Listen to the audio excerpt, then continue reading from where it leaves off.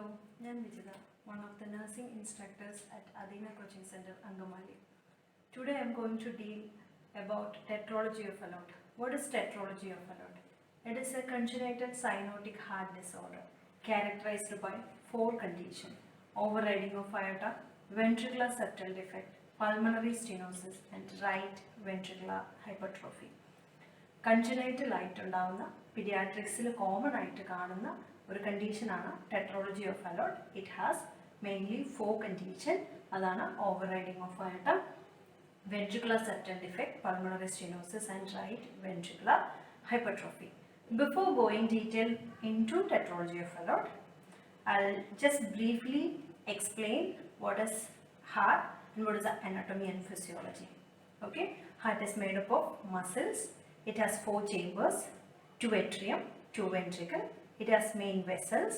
So these are the chambers: right atrium, left atrium, right ventricle and left ventricle. Inside the heart there are two major vessels: pulmonary artery and aorta. Pulmonary artery carries deoxygenated blood from right ventricle and aorta carries oxygenated blood from left ventricle.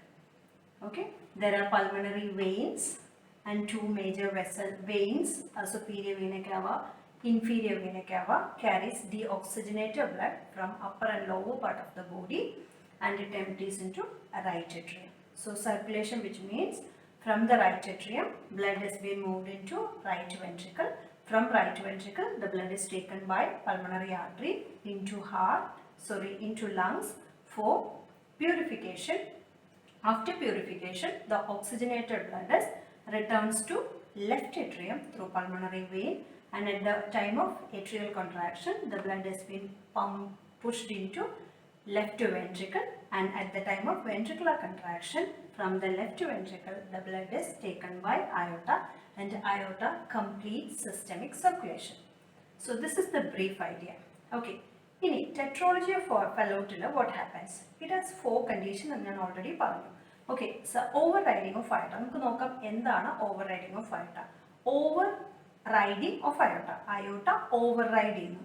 Usually and normally aorta originate from the left ventricle, but instead it originating from left ventricle, it is moving into, അല്ലെങ്കിൽ it is originating from either from the ventricular septum, ventricular സെപ്റ്റത്തിൽ നിന്ന് originate ചെയ്യും, അല്ലെങ്കിൽ അത് പയ്യെ ഇച്ചിരി move ചെയ്തിട്ട് right വെൻട്രിക്കിളിലേക്ക് move ചെയ്യുന്നു. So as a result what happens, ventricular സെപ്റ്റത്തിൽ ഒരു ഓപ്പണിംഗ് ഉണ്ടാവും. It is called as ventricular. ഇവിടെ ഒരു ഓപ്പണിംഗ് വരുമ്പോൾ ഇതിന് പറയുന്ന പേരാണ് വെൻട്രിക്കുലർ സെപ്റ്റൽ ഡിഫെക്റ്റ്. സോ ഇതാണ് ഈ രണ്ട് കണ്ടീഷൻസ്. അടുത്ത മൂന്നാമത്തത് pulmonary stenosis. So this is pulmonary artery.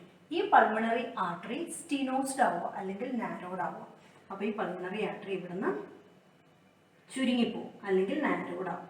So എന്ത് പറ്റും ഇതുകൊണ്ട്? As a result of pulmonary stenosis, the pulmonary artery is unable to take maximum amount of blood from right ventricle at the time of ventricular contraction. So as a result, the blood gets accumulated in the right ventricle after each contraction. കുറച്ച് blood pulmonary artery വഴി ലങ്സിലേക്ക് പോകും, കാരണം pulmonary artery ചുരുങ്ങിയിരിക്കുന്നുണ്ട്. ബാക്കി മുഴുവൻ ബ്ലഡും എന്ത് ചെയ്യും? ഇവിടെ accumulate ചെയ്യും. ഓക്കെ, ഇങ്ങനെ കുറച്ച് സമയം കഴിയുമ്പോൾ, കുറച്ച് ദിവസങ്ങൾ കഴിയുമ്പം later on it may lead in to blood ഇവിടെ അക്യുമുലേറ്റ് ചെയ്യുമ്പോൾ ഇവിടുത്തെ പ്രഷർ കൂടി റൈറ്റ് വെൻട്രിക്കുലർ ഹൈപ്പർട്രോഫി ഉണ്ടാവും. That is the fourth condition.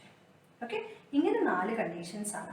ഈ 4-ലെ ഏറ്റവും മെയിൻ ആയിട്ട് 2 കാര്യങ്ങളാണ് ഓർത്തിരിക്കേണ്ടത്.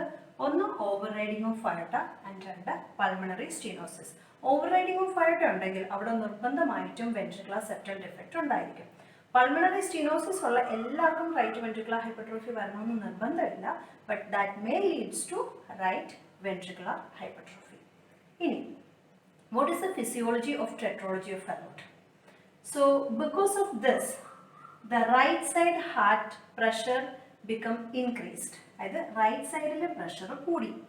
യൂഷ്വലി ഹാർട്ടിൻ്റെ ലെഫ്റ്റ് സൈഡ് പ്രഷറാണ് കൂടുതൽ. അതായത് usually the left side heart pressure is higher than the right side. But in this particular situation, because of right ventricular hypertrophy, the right side heart pressure become increased, and as a result, from the right blood should അല്ലെങ്കിൽ blood will move to left side.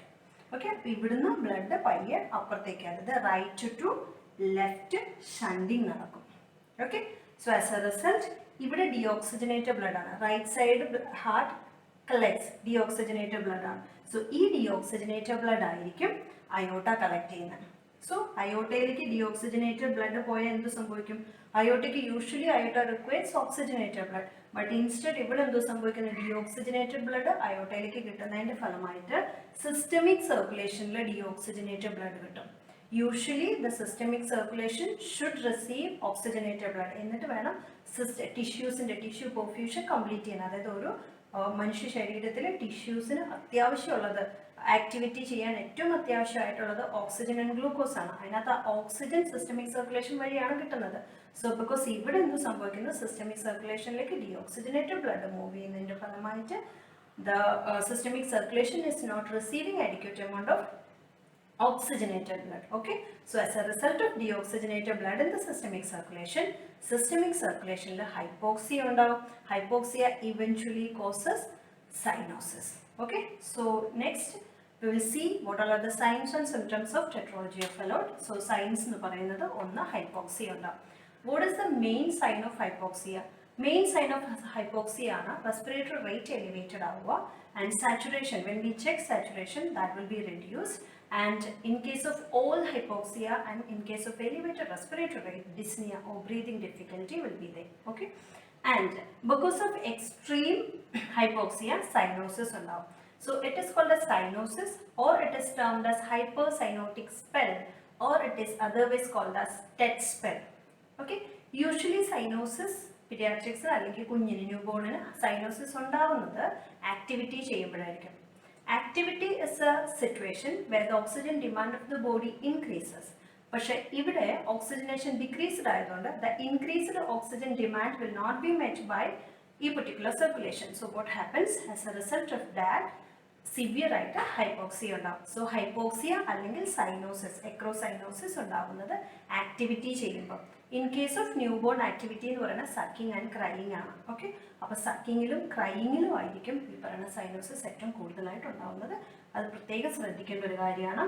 Then because of hypoxia activity restricted ആയിരിക്കും, poor sucking ആയിരിക്കും, poor feeding ആയിരിക്കും, failure to thrive ഉണ്ടാവാം, growth retardation decreased ആയിരിക്കും, milestone will not achieve in appropriate on the age, and impaired activities ആയിരിക്കും. then main sign is polycythemia.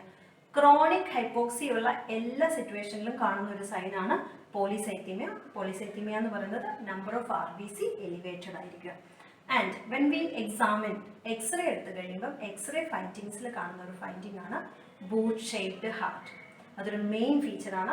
So these are the signs and symptoms of tetralogy of ഫെല്ലറ്റ്.